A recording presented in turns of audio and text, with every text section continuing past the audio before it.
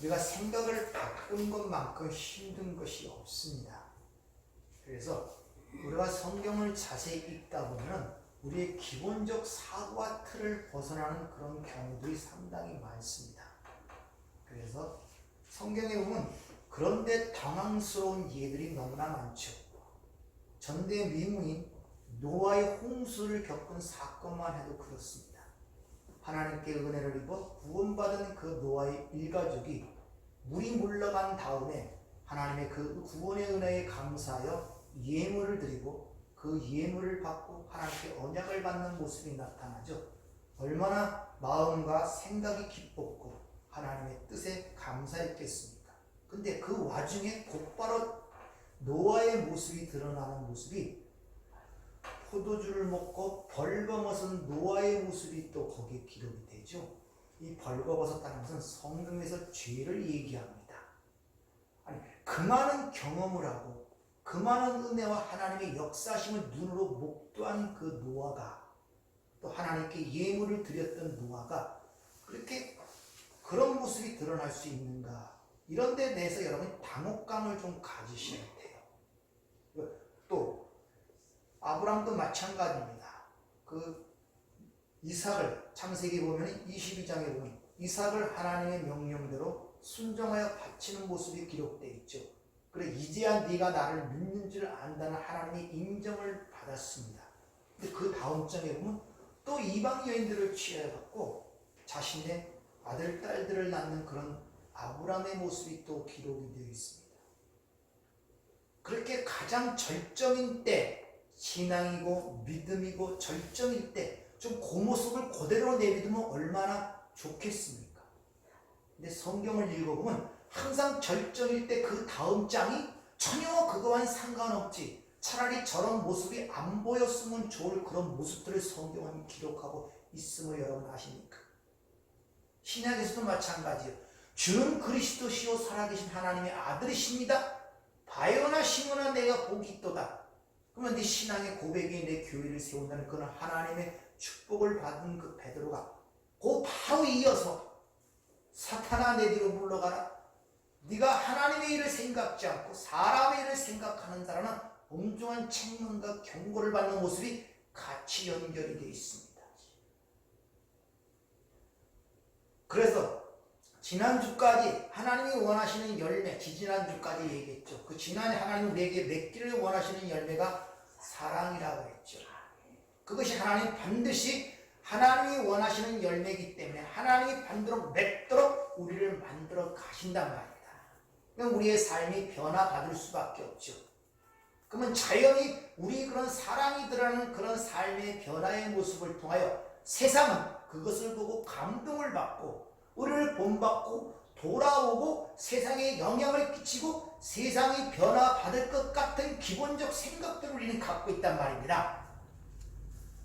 내가 잘 신앙생활을 해서 섬겨지고 사랑해지고 져주면 그 사람들이 그런 우리의 삶을 보고 야, 진짜 예수 믿는 사람은 대단하다, 어떻게 저렇게 살 수 있지, 감동과 감화를 받아 돌아올 것 같고 우리를 인정해 줄 것 같은 생각들을 보편적으로 다 깔고 있단 말입니다. 그래서 갑자기 15장 18절에 세상이 너희를 미워한다는 말로써 시작된 갑자기 그 문제가 거기서 대두가 돼요. 너희를 사랑하는 자로 만들어내겠다 하신 다음에 바로 세상이 너희를 미워한다라는 말이 5장 15장 18절에 기록이 되어 있단 말입니다.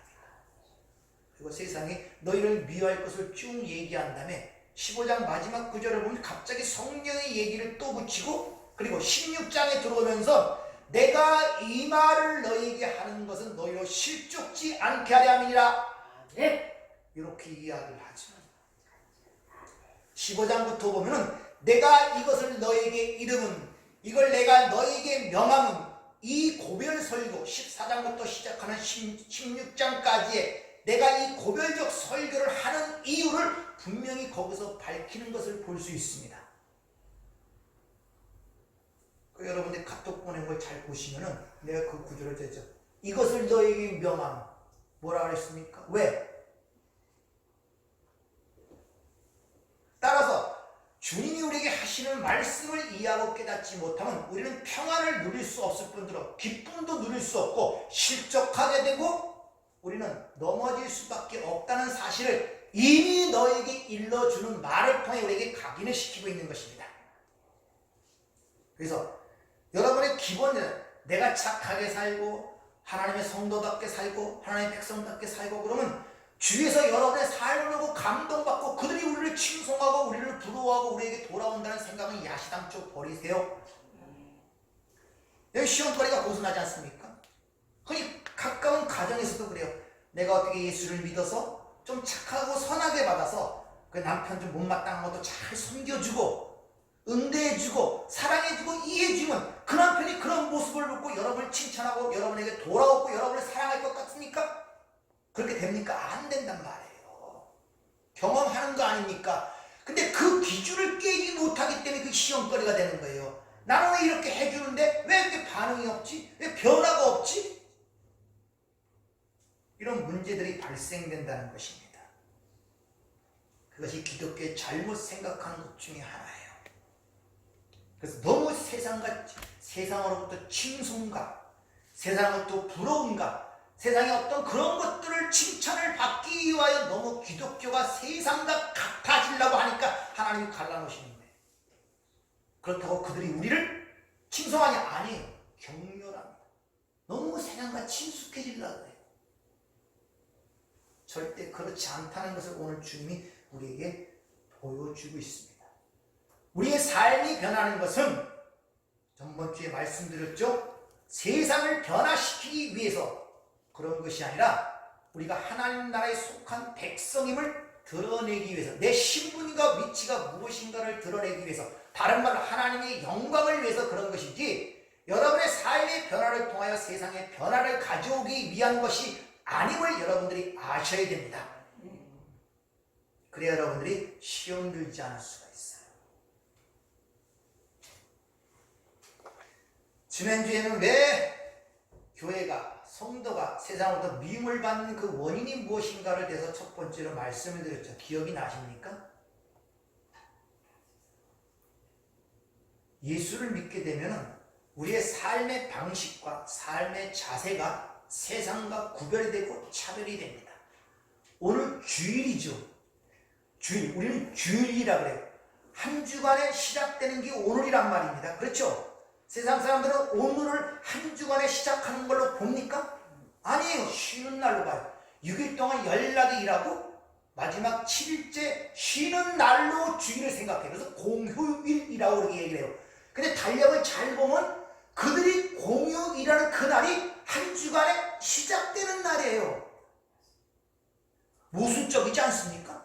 아니 달력을 걷고선 그날이 한 주간에 시작되는 첫날인데 그들은 마지막 날 쉬는 날로 생각들을 하고 있단 말입니다. 여러분도 오늘 주일을 지키기 위해서 이 자리에 나왔습니다. 한 주간에 시작되는 날 첫날을 주님과 함께 시작하고 싶어서 나오셨습니까? 아니면 6일 동안 쉬고 공휴일이니까 시간이 있으니까 그리고 세상 문화 단계 속에서 내가 믿는 종교니까 절 대신 예배당을 찾아 나왔다는 그런 개념으로 나오셨습니까?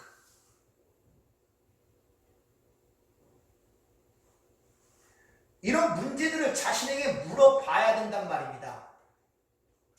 그렇게 생각하고 나왔는지 아니면 세상이 노니까 쉬니까 나는 예배드려야 가겠다 라는 식으로 나온 것인지 자세와 생활 방식이 세상과 구별이 되는 게 바로 한 주간 시작되는 첫날 보이는 것들을 통하여 우리에게 보여주고 있는 거예요. 필연적으로 그들로부터 미움을 받을 수밖에 없어요. 남편들이 오늘 놀러 가자 소리 안 합니까? 어디 국장 구경 가자 생각 안 할까? 뭐 이렇게 교회를 가냐고. 거기서부터 응할 수가 없단 말이에요. 그래서 미움을 받는 거예요. 삶의 방식과 자세가 자꾸 세상과 구별화가 되고 차별화가 될 수밖에 없는 것이 신앙생활입니다. 지난주에도 말했지만 가는 방향이 다른데 시간이 갈수록 서로 멀어질 수밖에 없어요. 처음 믿었을 때는 이렇게 붙어있으니까 별로 감격이 안 생기는데 시간이 갈수록 자꾸 벌어져요. 그럼 그 간격이 점점 커지는 거예요. 근데 어떻게 세상으로부터 우리가 미움을 받지 아니할 수가 있겠냐는 것이죠. 애시당초 그런 생각들부터 버리셔야 돼요. 버리셔야 된단 말입니다. 오늘 그 미움이라는 두 번째 이유는 바로 하나님께서 우리 교회를 연단시키기 위해서 이 세상을 사용하기 때문에 그렇다는 것을 여러분이 아셔야 됩니다. 하나님께서 우리 삶을 통해 만들어 가시고 개입하여 어떤 걸 가르치고 인도하실 때 하나님이 영이신데 우리 안에 들어와야 우리가 감지가 되질 않아요. 그러니까 이 땅에서 보이는 것들을 통하여 오감과 육감으로 감지되는 걸 통하여 가르치고 설명할 수밖에 없잖아요. 그래서 우리를 연단시키는 도구로 이 세상을 사용한다는 것입니다. 그래서 이사야 48장 10절을 보면 보라 내가 너를 연단하였으나 은처럼 하지 아니하고 너를 고난의 풀무에서 택하였도다. 이스라엘 백성들이 애굽에 가갖고 요셉이 살던 그 시대처럼 그렇게 살았더라면 모세를 보냈더라도 안 나와요. 거기서 왜 나옵니까? 살기 좋은데 안 나온다니까요. 그러니까 그들을 나오게 하기 위해서 어떻게 만듭니까? 모세가 그때 나타날 당시에 그 상황이 성경에 기록되지 않아요. 자식을 죽이고 수밖에 없는 상황까지 하나님이 몰아넣으신단 말입니다. 남은 사내 아이는 다 죽였잖아요. 애굽에서. 그러니까 모세를 보내니까 즉각 나오는 거예요. 거기서 애굽 사람과 동화가 되어 애굽 사람처럼 그런 삶을 누렸다면 절대 그들은 모세가 아니라 누구를 보내도 안 나옵니다. 거기 좋은데 왜 나옵니까? 안 나와요. 그래서 하나님이 세상의 미움을 이용하는 것입니다. 우리 경험도 그렇잖아요. 주위에서 핍박받고 고난받고 미움받을 때 기도 많이 하지 진짜 사랑받으면 여기서 기도하겠습니까? 안 해요. 여러분 문제 없으면 인간은 절대 기도 안 한다니까요. 네? 그러니까 하나님이 세상을 통해서 우리를 연단시키기 위하여 바로 세상의 미움을 사용하는 것입니다. 항상 하나님의 심판은 세상이 아니라 하나님의 성소, 교회에서부터 시작된다는 것이 성경에 여러 구절이 기록되어 있습니다. 그 중에 한 구절, 에레미야 25장 29절을 보죠. 보라, 내가 내 이름으로 일컬음을 받는 성에서부터 재앙을 내리기 시작하였은즉 너희가 어찌 능히 그 형들을 면할 수 있느냐? 면하지 못하리니 이는 내가 칼을 불러 세상의 모든 주민을 칠 것이라 하였었다 하라. 만군의 여호와의 말씀이라. 신약에서도 마찬가지입니다. 베드로서가 베드로서서 4장 17절 보면 하나님의 집에서 심판을 시작할 때가 되었나니 이렇게 이야기를 하죠. 심판이 어디서부터? 교회에서부터. 또 하나는 어디서부터? 내 안에서부터. 내 안에서부터 심판이 일어난단 말입니다. 우리는 인간이 원래 하나님의 처소로 지음받은 자입니다. 하나님의 형상으로 창조받은 자란 말입니다. 근데 예수님이 요한복음 우리 공부하고 있지만 예수님이 오셔갖고 예루살렘 성전을 보고 이 성전을 헐라 그러죠. 심판하러 오셨단 말이에요. 항상 하나님의 성소에서부터 심판이 시작돼요. 그렇기 때문에 우리가 연단을 받을 수밖에 없는 것입니다. 가만히 생각해보면 하나님의 나라에 속한 자고 하나님의 백성 아닙니까? 그렇죠? 그런데 하나님 없이 살아가는 이 세상들의 사람들이 행하는 불의와 시기와 악행이나 질투, 분노, 미움, 사기, 살인 그런 것들을 같이 행할 때 하나님 나라에 속한 자라서 부당한 일 아닙니까? 근데 인간 스스로는 그것을 고쳐낼 힘이 없어요. 그래서 하나님이 개입을 하시기 때문에 그래서 로마서 13장에 보면 모든 권세는 하나님의 정하신 바라 말씀하시면서 그 권세자가 하나님의 사역자가 되어 악행하는 자에 그대여 하나님의 진노로 보응하시는 하나님의 사역자라고 얘기하죠. 그러니까 이 땅의 모든 권세와 모든 것들은 하나님의 사역자가 되어서 하나님의 백성들이 잘못하는 것을 징벌하기 위해서 존재하는 게 이 세상의 권세란 말입니다. 우리 안에서. 그래서 이 땅에 법이 존재하고 그런 것입니다. 그들도 하나님의 사역자라는 거예요. 그 하나님의 진노하심에 대해 보응하는 사역자로서 이 땅의 권세가 지금 존재하는 것입니다. 따라서 반드시 하나님의 백성으로 만들어내시기 위해서는 우리 스스로는 그걸 같이 할 수가 없기 때문에 하나님이 우리 삶 속에 개입하여 우리 안에 같이 자라고 있지만 알지 못하는 가라지를 갈라낼 뿐만 아니라 우리 옛사람이 신분과 위치는 하나님의 자녀가 되었고 구원을 받았지만 아직도 육신, 이 죄된 몸속에 남아있는 죄의 잠재를 제거하기 위하여 바로 우리를 연단시키기 위하여 세상에 미움을 사용하는 것입니다. 그래서 욥기서 23장 10절을 보면 그러나 내가 가는 길을 그가 아시나니 그가 나를 단련하신 후에야 내가 순금같이 되어 나오리라 이렇게 얘기하는 것입니다. 말라기 3장에 보면 언약의 사자에 대한 예언이 있습니다. 한번 잘 들어보세요. 만군의 여호와가 이르노라 보라 내가 내 사자를 보내리니 그가 내 앞에서 길을 준비할 것이요 또 너희가 구하는 바 주가 갑자기 그의 선전에 임하시리니 곧 너희가 사모하는 바 언약의 사자가 임하실 것이라. 그가 임하시는 날을 누가 능히 당하며 그가 나타나는 때 누가 능히 서리요 그는 금을 연단하는 자의 불과 표백하는 자의 쟁물과 같을 것이라. 그가 은을 연단하여 깨끗하게 하는 자같이 앉아서 레위 자손을 깨끗하게 하되 금, 은같이 그들을 연단하리니 그들이 공의로운 재물을 나 여호와께 바칠 것이라. 그때 유다와 예루살렘의 봉헌물이 옛날과 고대와 같이 나 여호와께 기쁨이 되려니와 내가 심판하러 너희에게 임할 것이라. 점치는 자에게와 간음하는 자에게와 거짓 맹세하는 자에게와 품꾼의 삭세에 대하여 억울하게 하며 과부와 고아를 압제하며 나그네를 억울하게 하며 나를 경외하지 아니하는 자들에게 속히 증언하리라. 만군의 여호와가 말하였느니라.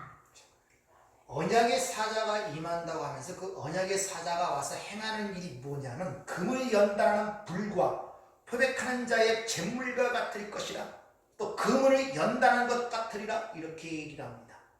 이 언약의 사자는 누구를 얘기하겠습니까? 예수 그리스도죠. 그분이 오셔서 우리를 금을 연단하는 것 같이 그리고 잿물로 표백한 것 같이 우리에게 임한다는 것입니다. 그때야 그들이 드리는 제물을 내가 받을 것이다. 이런 말씀을 지금 말라기 선지를 통해서 이 얘기를 하고 있는 것을 볼 수 있습니다. 이스라엘 백성들은 항상 하나님께서 메로 때릴 때 연단시킬 때 누구를 사용합니까? 그 이웃 나라들을 사용하죠. 바벨론, 메데, 파세, 아수르 또는 블레셋, 아람 군대 이런 이웃 나라를 통하여 이스라엘 백성들을 연단하신 모습이 구약에 쭉 기록되어 있지 않습니까? 그럼 여러분을 연단시키기 위해서 누구를 사용하겠습니까?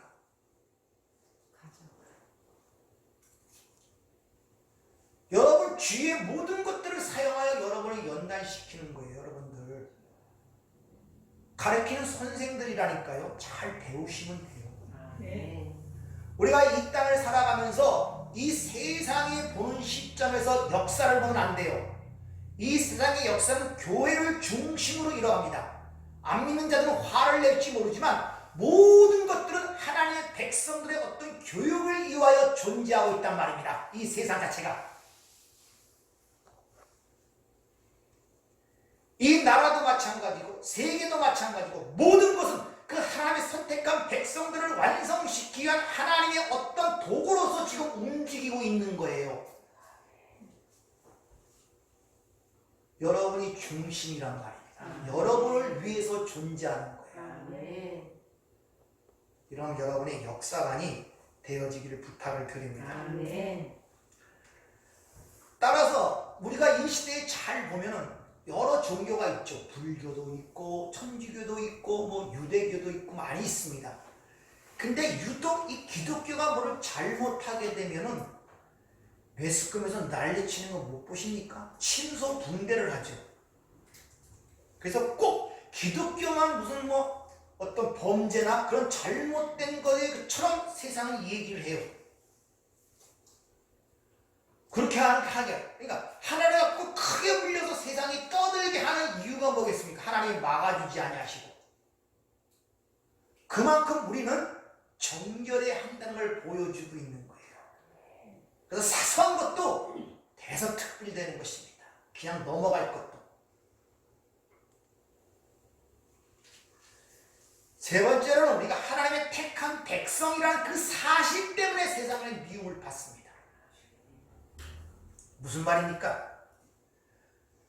인간 자신들의 행위를 부정하고 오직 하나님의 은혜로만 구원을 받는다는 이 기독교의 선택과 이 은혜의 교례가 사람들을 화나게 해요. 세상을 분노하게 한다는 것이죠. 왜? 구원을 위해 최선을 다해서 선행을 쌓고 공로와 업적과 종교적 행위를 하는 그들에게 그런 걸로 구원받는 거 아니야. 우리 하나님의 택하신가? 은혜로만 구원받는 것이야를 얘기했을 때 공동탑이 무너지는 같은 생각들이 안 되겠습니까? 그들의 자존심을 무너뜨리고 그들의 인격을 무너뜨리는 그런 충격이 그들에게 가기 때문에 그들은 당연히 우리를 미워할 수밖에 없는 것입니다. 오늘 본문 말씀 16장 1절부터 4절을 잘 보세요. 내가 이것을 너에게 이름은 너희로 실족하지 않게 하려 함이니 사람들이 너희를 출교할 뿐 아니라 때가 이르면 무릇 너희를 죽이는 자가 생각하기를 이것이 하나님을 섬기는 일이라 하리라. 그들이 이런 일을 할 것은 아버지와 나를 알지 못함이라. 오직 너에게 이 말을 하는 것은 너희로 그때를 당하면 내가 너에게 말한 이것을 기억나게 하려 함이니 처음부터 이 말을 하지 아니한 것은 내가 너희와 함께 있었음이라. 이렇게 얘기합니다. 여기 보면 유대인들이 교회를 핍박하고 심지어 죽인다까지 얘기하는 것을 볼 수 있죠. 근데 그 일은 어떻게? 하나님을 섬기는 예라고 얘기한다는 것입니다. 유대인들이 뭡니까? 하나님의 율법을 철저히 지켜 어떤 공로와 업적을 통해 구원을 이루고자 하는 대표적인 명사가 유대인들이란 말입니다.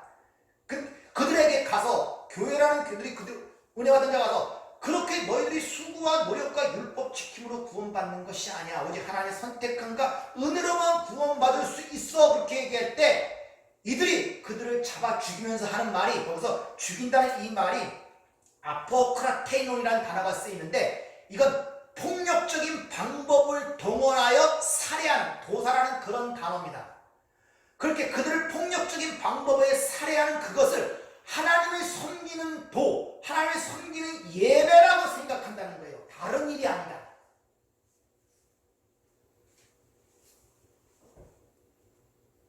하나님을 섬긴다는 자들이 왜 그럽니까? 자기는 평생 동안 여러분 신명기 6장이나 이런 얘기를 보면 잘 때나 누웠을 때나 갈 때나 율법의 말씀을 강론할 것이며 엄청 많잖아요. 그건 유대인들의 전통적인 하나님의 명령이기 때문에 어렸을 때부터 철저하게 가르치고 지키는 것이 유대인들의 삶입니다. 안식일 지킴, 제사 지킴, 그렇게 열심히 평생 동안 지켜왔는데 교회라는 자들이 그들에게 나타나서 하나님이 선택하셔야만 되는 것이고 은혜로만 구원받는 것이라고 얘기했을 때 그들이 지금까지 쌓아왔던 모든 것이 하잘것없고 보잘것없는 것으로 돼버리잖아요. 화가 안 나겠습니까? 화가 나는 거예요. 그래서 예수를 십자가에 못 박아버린 거예요.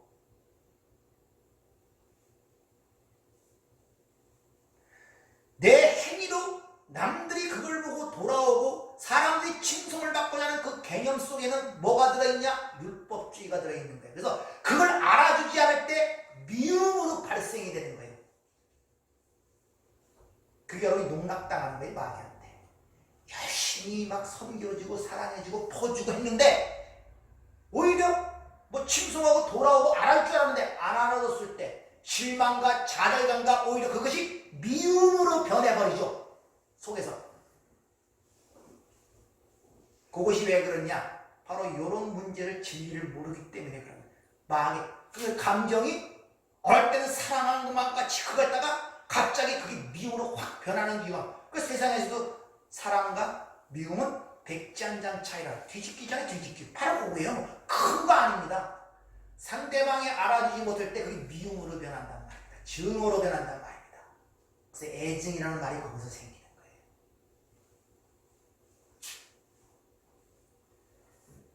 대표적인 사람이 누굽니까? 사도 바울 아닙니까? 그래서 예수 믿는 사람을 잡아다 죽이고 감옥에 가던 일에 앞장섰던 자 아니에요. 근데 그것을 사도 바울은 자기 고백하게 생각하게 뭐라고 얘기합니까? 그래서 하나님을 섬기는 예라고 생각했다니까요. 나쁜 일이라고 생각한 것이 아니라.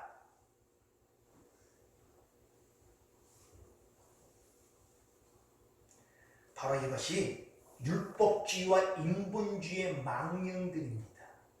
이것이.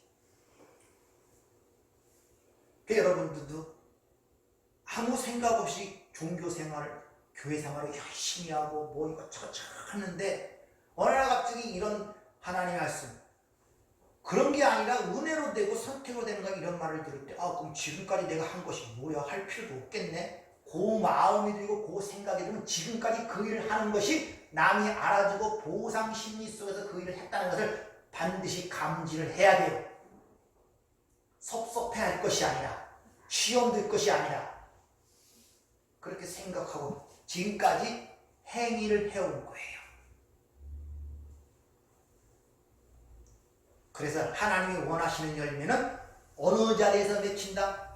자기 부인의 자리에서 맺힌다고 하는 거예요. 누가복음 4장에 보면 이런 말씀이 있습니다. 그 예가 잘 나타나 있는데 4장 25절부터 29절 말씀을 보면은, 내가 참으로 너희에게 이르노니 엘리야 시대에 하늘이 3년 6개월간 닫히어 온 땅에 큰 흉년이 들었을 때 이스라엘에 많은 과부가 있었으되 엘리야가 그중 한 사람에게도 보내심을 받지 않고 오직 시돈 땅에 있는 사렙다의 한 과부에게 뿐이었으며, 또 선지자 엘리사 때 이스라엘에 많은 나병 환자가 있었으되 그 중에 한 사람도 깨끗함을 얻지 못하고 오직 수리아 사람 나아만 뿐이었느니라. 회당에 있는 자들이 이것을 듣고 다 크게 화가 나서 일어나 동네 밖으로 쫓아내어 그 동네가 건설된 산 낭떠러지까지 끌고 가서 밀쳐 떨어뜨리고자 하되, 엘리야 시대 때, 엘리사 시대 때 있었던 일들을 그들에게 얘기했더니 그들은 그걸 알아들었던, 무슨 뜻인지 알아들었던 모양이에요. 예수님을 끌고 가고 낭떠러지에 밀어 죽이려는 모습이 지금 기록이 되어 있단 말입니다. 이스라엘에 많은 과부가 있었는데 시돈 땅 사렙다 과부가 가서 그가 거기서 그 엘리야에 의하여 살죠.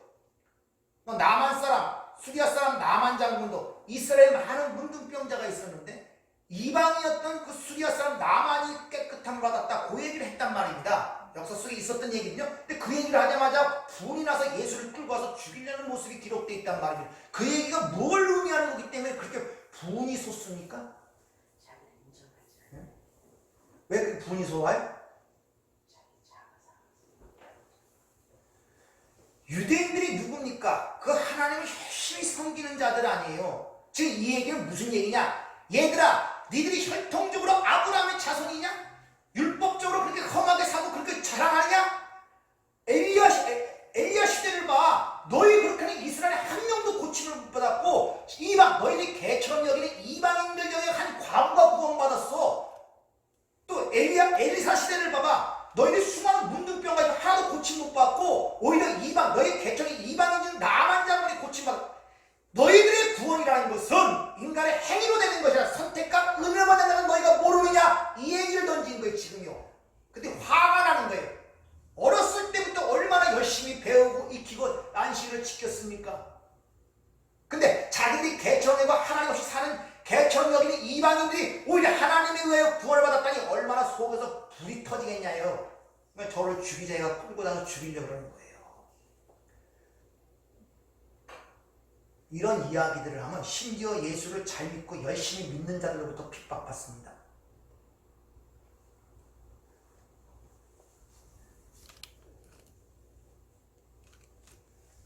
이렇게 자신의 모든 행위를 부인하고 자신의 모든 것을 부인하는 이런 선택과 은혜의 교리에 입각한 복음을 증거하는, 그동안 자신의 어떤 것을 통하여 의지했던 그들은 속에서 분통이 터지는 것. 왜? 공동탑이 무너지기 때문에. 지금까지 애써서 수고한 그것이 뭐야? 이렇게 되어버린단 말입니다.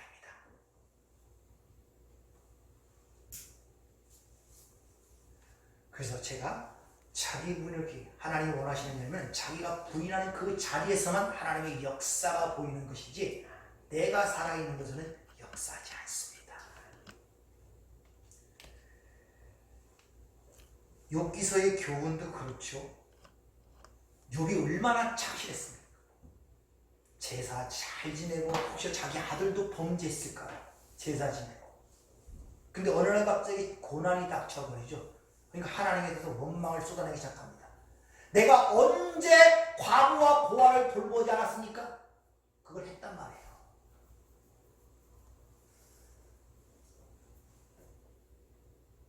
그 욥기서의 교훈 아닙니까?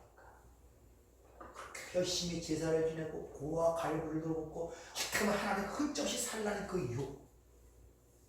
그러자 고난이 닥치자 아무리 내 삶을 돌봐봐도 이런 고난을 당할 이유가 없네. 그러니까 항변하는 거예요. 차라리 태어나지 않았으면 좋았을 뻔했다. 부모에게 어떤 불만이 있을 때 차라리 나가 안 태어났으면 좋겠습니다. 이것이 무슨 뜻입니까? 그런 말 여러분 부모 자식을 들으면 어떤 마음이 들겠어요? 부모를 저주하는 거나 마찬가지의 소리는 여러분. 욥이 그런 짓을 했다니까요. 고난이 닥치자. 그래서 욥기를 통해 네가 그렇게 제사를 잘 지내고 율법을 잘 지키고 고아 갈부를 두고 그것 때문에 내가 너의 백성이 된 게 아니라는 걸 가리키기 위하여 그 지경에 내려드는 거예요.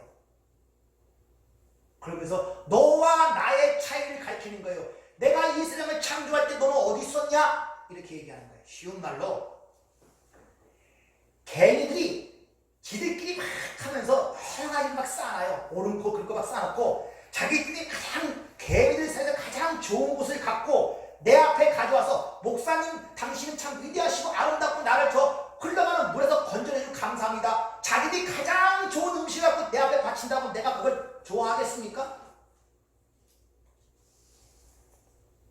인간들이 교만이 그렇다니까요. 그래서 신앙고백 첫 번째 시작하는 것이 천지를 창조하신 하나님 아버지를 내가 믿사오며 이를 시작하는 거예요. 하나님의 창조주 우리는 피조물이에요. 꼭 개미가 하는 그런 꼴을 인간들이 한다니까요. 자기들끼리 뭐 선악 기준을 당해놓고 자기들끼리 좋고 나쁜 걸 해놓고 자기들끼리 제일 좋다고 하는 걸 가져서 받아주세요. 그게 무슨 필요가 있겠어요? 개미들이 가장 좋은 게 나한테 뭐 필요 있겠습니까? 지들끼리 옳고 그르고 상주고 어쩌고 따지는 게 나하고 무슨 관계가 있겠습니까? 그런 것들요. 창조주와 피조물의 관계는 이런 거란 말입니다. 그래서 욥에게 내가 이 세상을 창조할 때 너 어디 있었어? 그러자 내가 입을 닫고 무지한 말로 내가 입을 해가지고 회개한다고 죄를 뒤집어 쓰고 회개하는 모습이 나오잖아요. 그때 자기 아픈 것이 다 없어지고 오히려 그 가운데 아픈 것 때문에 고통스러워하고 막 하는 것이 아니라 하나님을 진짜 만나고 깨닫게 되자 내가 죄인됨을 깨닫는 거예요. 몸에 나는 고통의 문제가 아니다.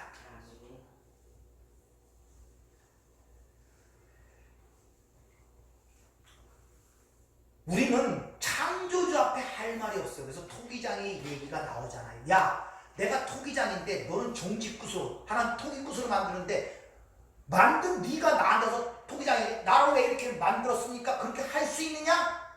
감히 네가 뉘기에 넘어서 부자는 그렇게 얘기를 하죠. 교만이 하늘을 찌르는 거예요. 인간들이. 그저 선택하여 구해주기 감사할 뿐이지 거기에 뭐 인간적인 뭐 공로 수고 애쓰 뭐. 그래서 신약에서 그러잖아요. 네 생명이 무엇이냐? 잠깐 보이다가 없어지는 안개와 같다 그러잖아요. 근데 인간들이 뭐 대단한 거 하는 것처럼 난리를 치는 거예요. 또 왜 세상이 이렇게 성도를 미워하냐? 그 세상의 악함을 폭로시키기 위하여 또 세상의 미워함이 우리에게 나타날 수밖에 없는 것입니다. 시편 60편 4절을 보면 이렇게 고백을 하죠. 까닭없이 나를 미워하는 자가 나의 머리털보다 많고 부당하게 나의 원수가 되어 나를 끌어내는 자가 강하게 했으니 내가 빼앗기지 아니한 것도 물어주게 되었나이다. 이렇게 고백을 합니다. 이유 없이 고난 없이 당한단 말입니다. 그럴 때가 여러 번 있잖아요. 하박국 선지자도 그렇게 고백을 하는데 한번 볼까요? 하박국서 1장 2절부터 4절까지 말씀을 한번 보죠. 여호와여, 내가 부르짖어도 주께서 듣지 아니하시니 어느 때까지이리까? 내가 강포로 말미암아 외쳐도 주께서 구원하지 아니하시나이다. 어찌하여 내게 죄악을 보게 하시며 패역을 눈으로 보게 하시나이까? 겁탈과 강포가 내 앞에 있고 변론과 분쟁이 일어났나이다. 이러므로 율법이 회의하고 정의가 전혀 시행되지 못하오니 이는 악인이 의인을 애워쌌으므로 정의가 굳게 행하여짐이니이다.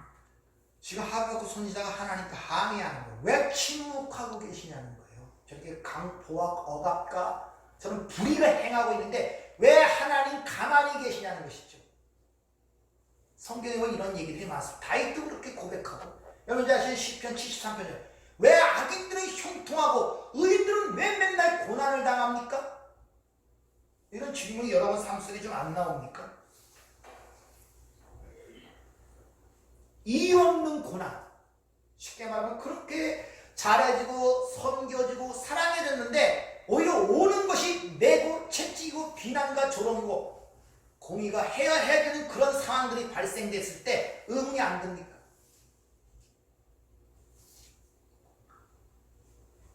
그것은 그때 성도가 세상의 악함을 폭로시키는 것입니다. 하나님께서 그 세상의 이유 없는 미움을 통하여 자신의 심판의 근거와 도구로 쓰고 있는 거예요. 여러분 삶 속에잖아요.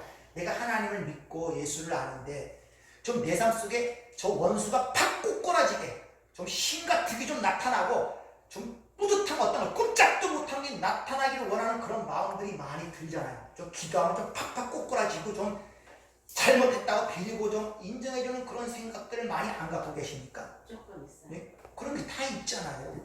근데 왜 하나님 잠잠하시냐 말이에요. 왜? 내가 좀 잘못해서 그것에 대한 것들을 받는다면 괜찮은데 아무 이유 없고 그래서 세상의 말도 사람 미운 것은 이유도 없다고요. 사람 미운 것은 한번 믿기 시작하면 잘해주는 것도 미워요. 용돈 주는 것도 미웠습니다. 밥 사주는 것도 미워요. 그런 거 여러분 안 해보셨어요? 해봤습니다. 안 해보셨으면 여러분 대단한 사람이에요. 그럴 때가 그런 자신들을 보잖아요. 꼬라지 보기 싫어갖고 진짜 뭐 무슨 얘기를 해도 다양 그걸로 들리는 이런 경우들.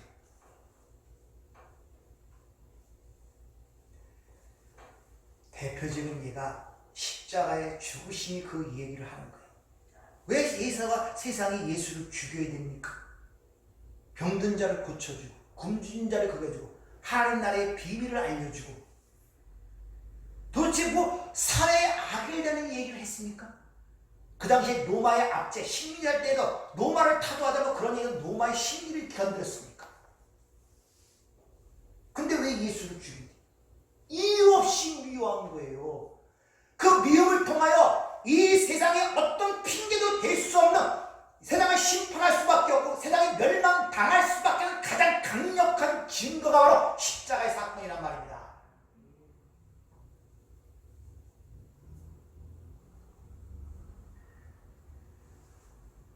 그래서 앞에 15장 22절부터 말씀하시죠. 너희가 까닭없이 나는 내가 너희가 핑계치 못한다는 거야. 내가 너희를 위해서 하나님 나라를 얘기했고 여러 가지 기적과 이적을 통해 보여줬지 않느냐. 심지어 내 말을 믿지 않더라도 행하는 그 일을 통해 믿으라. 죽은 나사로가 살아나오고 날 때부터 소경된 자의 눈을 뜨고 이런 것들을 봤지 않느냐. 그럼 그걸 통해서도 봐야 되는데 그래도 그들은 그걸 보고 거부하잖아요. 그리고 결국 죽이잖아요. 이게 세상의 악함을 드러내는 가장 결정적 증거가 십자가의 사건이란 말입니다.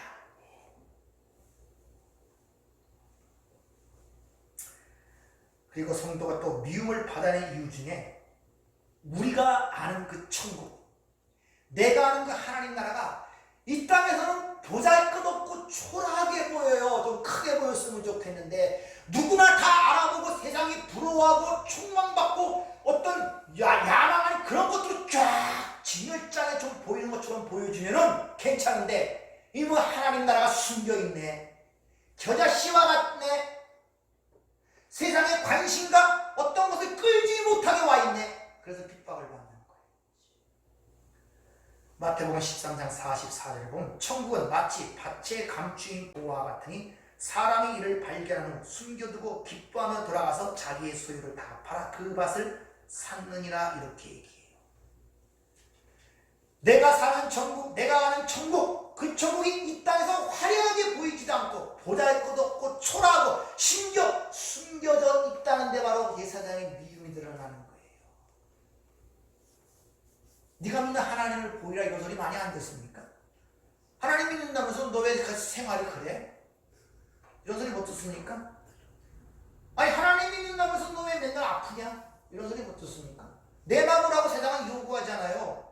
근데 그 하나님 나라가 세상에서 그들이 요구하는 것처럼 눈에 보여지고 화려하고 그들이 열망한 것 같으면 얼마나 좋습니까? 근데 그렇지 않다는 거예요. 초라하고 보잘것없고 심지어 하나님께서 눈을 열지 않고는 보지 못하는 곳에 숨겨 있다는 데 바로 세상의 미움을 우리가 가중시키고 있다는 것입니다. 코로나19 때문에 문제가 생길 때 댓글들을 보니까 니들이 하나님 나라는 거기서 바이러스가 안 생겨야 되지 않겠냐? 그런 것들이 많이 들어오더라. 세상이 요구하는 거 그런 거 아닙니까? 근데 하나님 믿는다면서 교회 예배당들은 거기서 바이러스 같은 거 봐가지고 살려야 되겠냐? 이런 식의 것들. 필연적으로 그들로부터 미움을 발생시키는 거예요.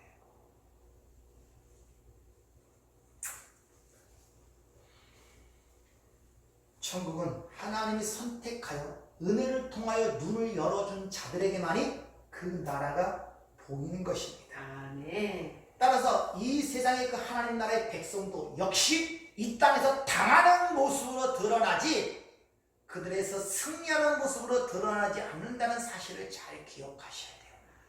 여러분이 아무리 예수를 잘 믿고 아무리 하나님께 기도하여도 절대 이 세상에서 승리자로서 여러분을 보여주지 않습니다. 보낸 자가 보내심을 받은 자가 보낸 자보다 크지 못하다는 것을 너희가 기억하면 복이 있다 그러죠.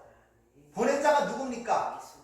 예수보다 클 수가 없잖아요. 우리 주님보다 클 수가 없잖아요. 그럼 주님이 이 땅에 사신 모습보다 우리가 클 수가 없잖아요. 근데 자꾸 우리는 세상으로부터 그런 칭송을 받으려고 그러고 그보다 큰 모습으로 살아가려고 하는 것들이 우리의 잘못된 생각들이란 말입니다.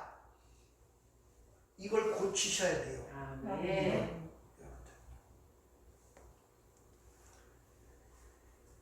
이스라엘 백성들이 예수 메시아가 어떤 모습으로 와서 어떻게 살다가 갈 것을 성경에서 예언을 했습니다. 안 한 것이 아니에요. 여러분 이사야 53장 고난받는 종의 얘기가 그란 말이에요. 마른 땅에 나온 줄기 같고 흑말 풍채도 고운 모양도 사람들이 실어버린 바다 그 종의 모습으로 그려요. 그가 메시아였단 말입니다. 뒷구절 우리가 53장을 쭉 읽으면 이분이 메시아를 100번 알 수가 있잖아요. 이스라엘 백성들은 어렸을 때부터 그 율법을 찬들게 애우고 보고 공부했으면서도 눈이 감기니까 하나님이 눈을 열어주지 않으니까 몰라본 거예요. 그러니까 그 메시아가 그 고난받는 종의 모습으로 왔을 때 그걸 몰라보고 자기들이 만들어놓고 자기들이 생각하는 메시아 모습이 아니기 때문에 십자가에 못 박아 죽였단 말입니다. 눈이 닫히니까 열어주지 않으면 모른다니까. 따라 이 보지 못한 것들과 우리가 바라는 것들의 그것이 이 땅에서 실상과 증거로 주어지는 것이 뭡니까? 믿음. 믿음은 바라는 것들의 실상이요 보지 못하는 게 증거. 그럼 우리가 그들이 보지 못한 걸 보고 알고 있다는 증거가 믿음이지 않습니까? 그 믿음을 이 땅에서 증거해야 되는데 그 믿음의 증거가 바로 뭡니까? 세상으로부터 순교를 당하는 거예요. 그 믿음 때문에 죽는 거예요, 여러분들. 반드시 이 땅에 그 나라를 보고 있다는 그 믿음의 증거를 이 땅에 증거하기 위하여 바로 우리가 세상으로부터 미움을 받을 수밖에 없는 것입니다. 그래서 하나님의 백성들의 삶은 전체가 다 순교의 삶이기 때문에 요한계시록에서 하나님 보호자 앞에 있는 자들은 다 죽임을 당한 자로서 표김을 당하는 거예요. 죽임을 당한 자, 살다가 늙고 죽어서 간 자가 아니라 죽임을 당한 자, 이 땅에 순교의 삶을 걸어간 자, 저와 여러분 삶은 실패 듯한 순교의 삶을 살아갈 수밖에 없는 존재입니다. 아멘.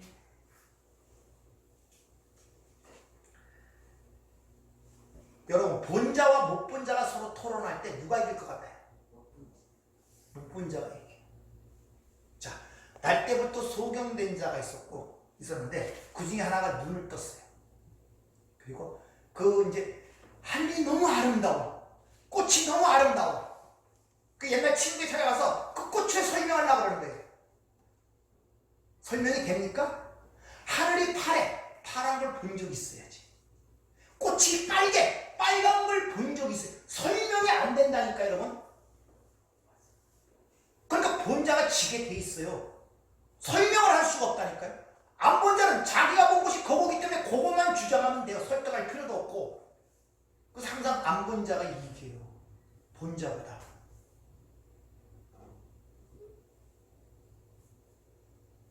설명을 못 알아먹잖아요. 하늘이 어떻게 파란지를 설명할 겁니까? 꽃이 빨갛고 아름다운 거 이렇게 무슨 어떻게 설명합니까? 본 기억이 없는데,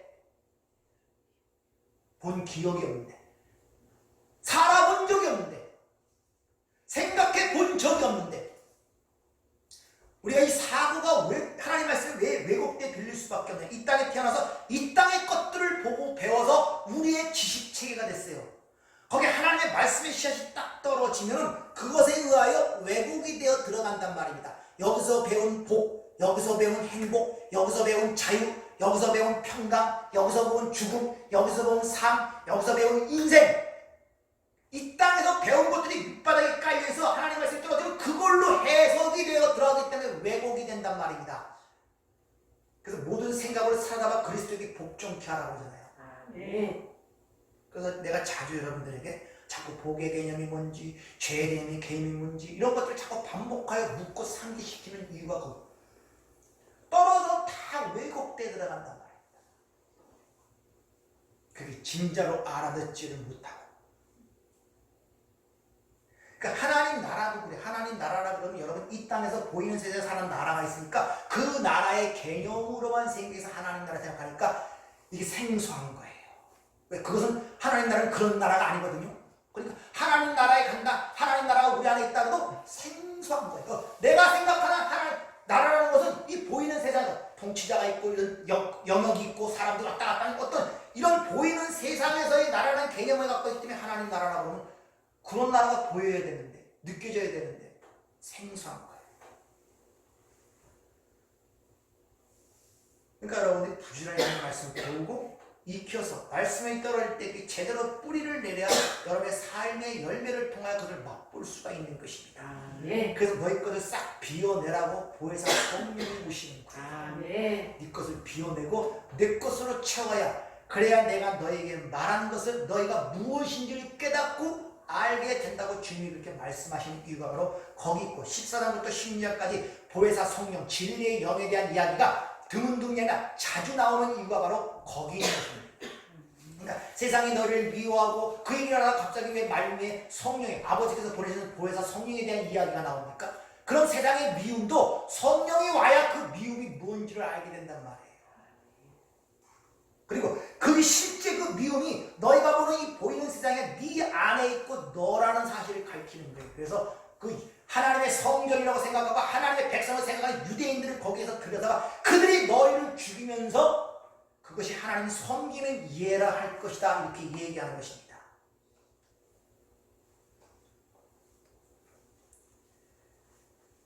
뭔가는 보여주고 싶은데 그들의 코를 좀 납작하게 하고 싶은데 하는 일마다 팡팡 풀려서 하나님의 살아계심을 그들에게 보이고 싶은데 그런 생각들이 굴뚝 같을 때가 많잖아요. 근데 하나님은 그런 식으로 역사 안 합니다. 왜? 누가 하나님께 중요한 건 누구라고요? 나. 나.